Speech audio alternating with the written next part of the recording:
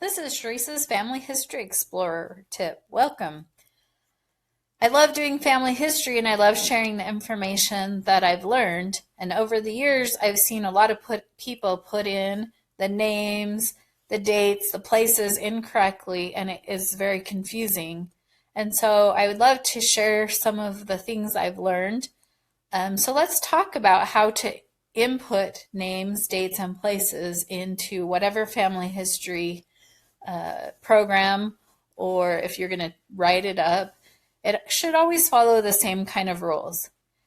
So let's talk about the name first. So first, if you have a title, that would be something like Reverend, Captain, Doctor, something, maybe King, something like that. The first name would be all of your first names, including your middle name. So on mine, it would be Sharice Joy.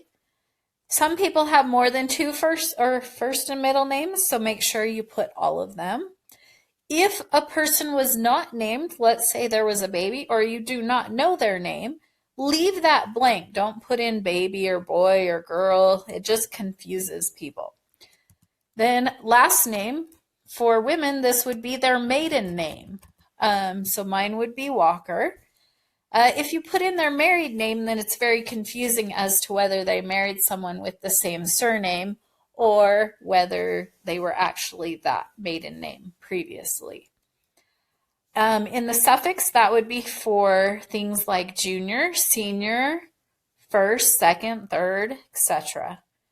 Then on here, it's going to ask me for whether I'm male or female and whether I'm deceased or living. In the date, if you put in information like this, it's very confusing because some parts of the world it puts it in as January 2nd, and some places in the world this would be February 1st.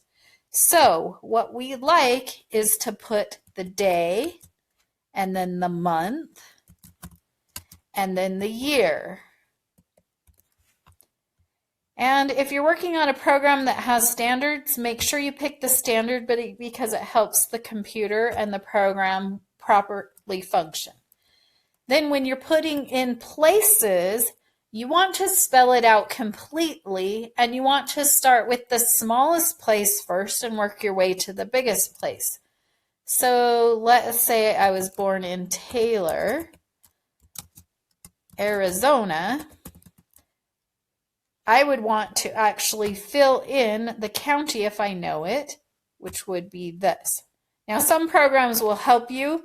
If you don't know, leave commas. So let's say I didn't know it was in Navajo County and I was too lazy to look it up. Leave a comma so that you know that that's the part that's missing.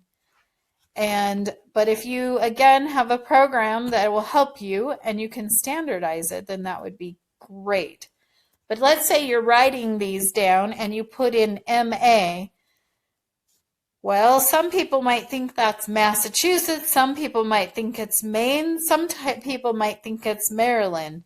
So if you don't actually type out the whole thing or write out the whole thing, a lot of confusion can happen, and M's are probably the ones that get confused the most. The better that we have our information in our family search, or wherever we may put it, the better off it is to help someone else. So make sure that you put in the information that you know.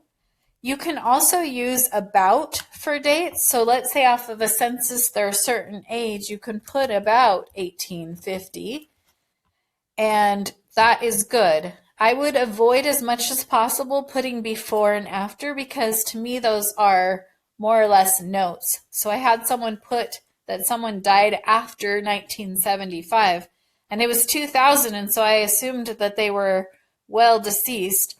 Well, actually that person was still alive, and so really that was a note that he was still alive in 1975.